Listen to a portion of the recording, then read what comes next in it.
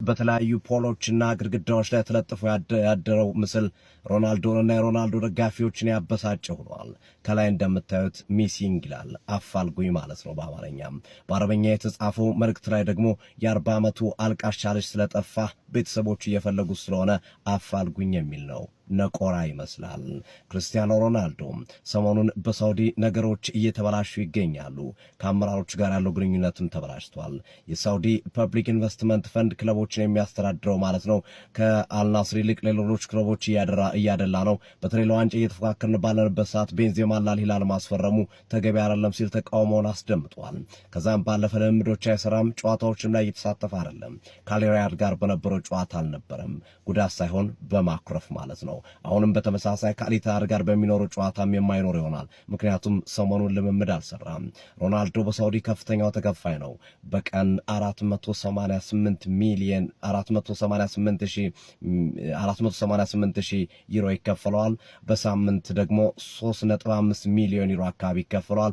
በወር ከ13 ሚሊዮን ዩሮ በላይ የሚከፈለው ሲሆን በአመት ደግሞ ከ160 ሚሊዮን ዩሮ በላይ ያፍሳል ያገኛል። ነገር ግን አኩርፏል፣ ተበሳጭቷል። ሳውዲ አረቢያዎች ከገንዘብ ይልቅ እኔ ክብሬን እፈልጋለሁ በሚል ክብረ ነክ ነገሮች እያደረጉ ነው በሚል ሀሳቡን እየሰጠ ይገኛል። በአመቱ መጨረሻም ክለቡን ለመልቀቅ እየተዘጋጀ እንደሆነ የመረጃ ምንጮች እየጠቀሱ ይገኛሉ። ችግሩ በፍጥነት ይፈታል ተብሎ ቢታሰብም አሁንም ግን ከድጡ ወደ ማጡ እየሆነ ቀጥሏል። እናም ክርስቲያኖ ሮናልዶ በመጪው ክረምት ክለቡን ለመልቀቅ እየተዘጋጀ ይገኛል። ዛሬ የክርስቲያኖ ሮናልዶ ልደት ነው። 41 ዓመቱ ላይ ይገኛል። ቀጣይ ማረፊያው የት ይሆን? የብዙዎች ጥያቄ ነው። ሐሳብ ስጡበት። የፕላስ ምልክቱን በመጫን ፎሎ ያርጉ። ይህ ትርታ ሲቲ ስፖርት ነው። መልካም ቀን። ንጉሱ ዛሬ 41 ዓመቱን ይዟል። ስለ ክርስቲያኖ እኔ በጣም ብዙ የማልጠግብለት አይነት ተጫዋች ነው። ግን አንድ ማለት የምፈልገው ነገር አለ ስለ ክርስቲያኖ ሮናልዶ ለብዙዎች መልስ የሚሆን ማለት ነው። ከዛ በፊት ግን በጣም የሚያሳዝን ነው። እንደ ክርስቲያኖ ሮናልዶ፣ ሊዮኔል ሜሲ አይነት ተጫዋቾች ዘመናችንን ያደመቁልን የማይረሱ ተውስተዎችን የሰጡን እግር ኳስ ተጫዋቾች እድሜ የሚባል ነገር እየገፋቸው ፌድ እያደረጉ እንግዲህ ከዚህ በኋላ ከእግር ኳስ የሚወጡበት ጊዜ እየቀረበ እየመጣ እንደሆነ እየተመለከትን ነው የምንገኘው።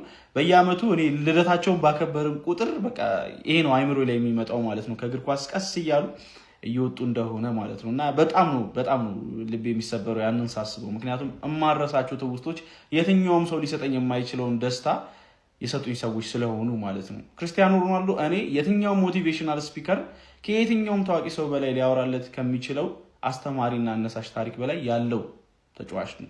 ከየት ተነስቶ የት እንደደረሰ ለማመን የሚከብድ አይነት ተጫዋች ማለት ነው።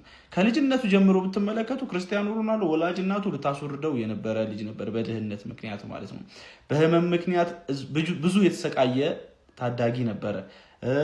እንዲሁም ደግሞ በድህነቱ ምክንያት በማዴራ ጎዳናዎች ላይ ሲጠርግ የታየ ልጅ፣ ከልምምድ በኋላም ወደ ማክዶናልድ ሬስቶራንቶች እየሄደ የበርገር ትርፍራፊዎችን በልቶ ያደገ ልጅ ነው። ነገር ግን እነዛ ሁሉ ችግሮች አላስቀሩትም ነበረ። ውስጡ ቁጭት ነበረ። ክርስቲያኖ ሮናልዶ የቤተሰብንም የኔም ህይወት መለወጥ አለብኝ፣ ከዓለም ቶፕ እግር ኳስ ተጫዋች መካከል አንዱ መሆን አለብኝ ብሎ ተነስቶ ነበረ። ምንም እንኳን ባክግራውንዱ በጣም ዝቅ ያለ ቢሆንም እኔ አንደኛ ነኝ ብሎ ያምን ነበር ከልጅነቱ ጀምሮ ማለት ነው። ያ ሜንታሊቲ የት እንዳደረሰው ተመልከቱ። እኔ እንደ ክርስቲያኖ ሮናልዶ አይነት ተጫዋች ማለት ነው ጉራ ልትሉት ትችላላችሁ፣ የፈለገ ቢያወራ የሚያምርበት ተጫዋች አለ ብዬ አላስብም። ምክንያቱም ለብዙዎች ክርስቲያኖ ሮናልዶ አንደኛ ተጫዋች ስለሆነ ማለት ነው። እና ብዙ መማሪያ ያለው ተጫዋች ነው ለኔ። ሜዳ ላይም ከተመለከታችሁት እኔ እንደ ክርስቲያኖ ሮናልዶ ራሱን በልምምድ የቀየረ ራሱን በልምምድ ቶፕ ያደረገ ተጫዋች አለ ብዬ አላስብም። ታለንት አለው፣ ግን ያንን ታለንቱን ከልምምድ ጋር እንደ ሮናልዶ ያሳደገ ተጫዋች ከኳሊቲዎቹ ብትመለከቱ እንኳን ዊክ ፉት የሚጠቀምበትን መንገድ በልምምድ ያደገ ነው።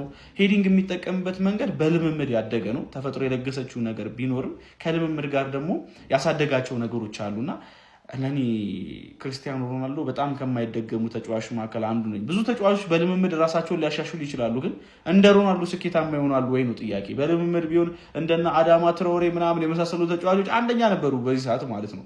ግን በልምምድ እንደ ሮናልዶ መሆን ይቻላል ወይ ነው ጥያቄ።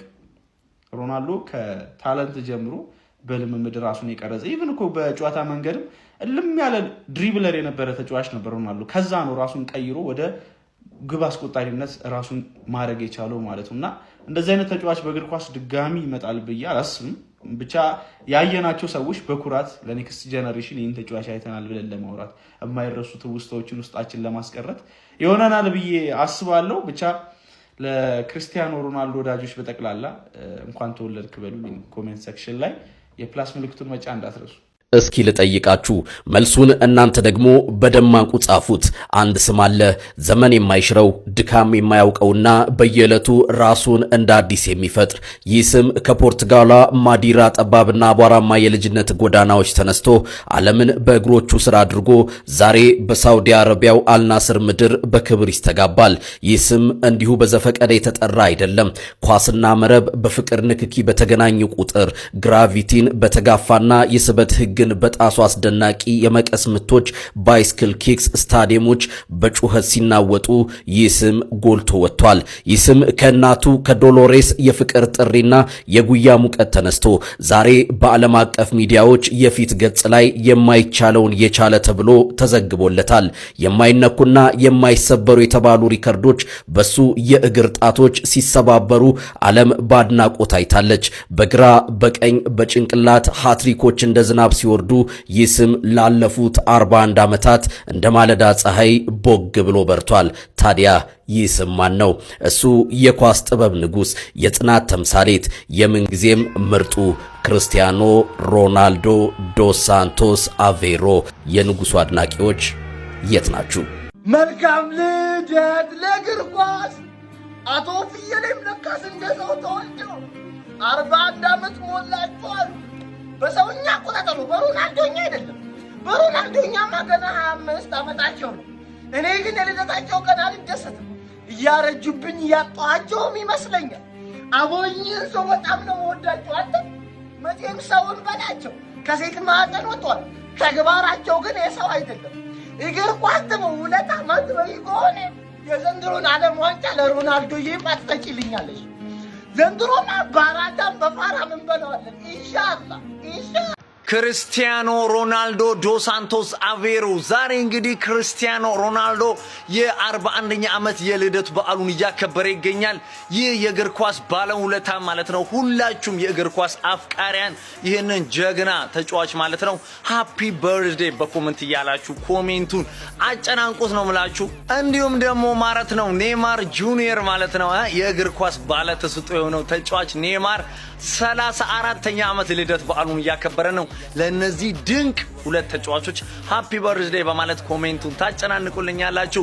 ይመቻችሁ። እነሱ የእግር ኳስ ባለውለታቸው 41 ዓመት ሆኖ ኳስ መጫወት ማለት ቀላል አይደለም። ወላሂ እሺ ሐሳብ ነው ቀላል ወላሂ እኔ አማል መጫወቱን ተሆነ እኔ በራሴ አቋም አሁን ያለሁበት እድሜ ላይ እንዴት መገጣጠም እንዴት እንደሚሰራ ማቆም እኔ ኦልሞስት ከሳምንት 7 ቀን ውስጥ 4 ቀን አይሰራም መገጣጠሞችና ማለት ነው ስትሪች ተን ማለት ነው። ይሄ በጣም ከባድ ነው ማለት ዛሬ የተወለደ 41 ዓመት በፊት ማለት ነው። በእግር ኳስ ታሪክ ያየሁት ምርጡ ጥበበኛ ተጫዋች ዛሬ ልደሱ ነው። እንዲሁም ደግሞ ስለ አጥቂ ሲወራ ብዙ ስሙ አይነሳም፣ ግን ደግሞ በነይታ አንደርሬትድ የሆነ አጥቂ ነው ቴቬዝ ማለት ነው። ስፔሻሊ ጁቬንቱስ በጣም ይመቸኝ ነበር ጁቬንቱስ ማለት ነው። ሲፈልሱ ማንቸስተር ምትሮች ሳለ ግን እኔ በጣም ወዶ ጁቬ ያለ ሀቅ ለማውራት ማለት ነው። እሱ የሰው ልጅ ባህል ያለው ቢስቱን አጥቂ ነበር እዛ የነበረው ማለት ነው።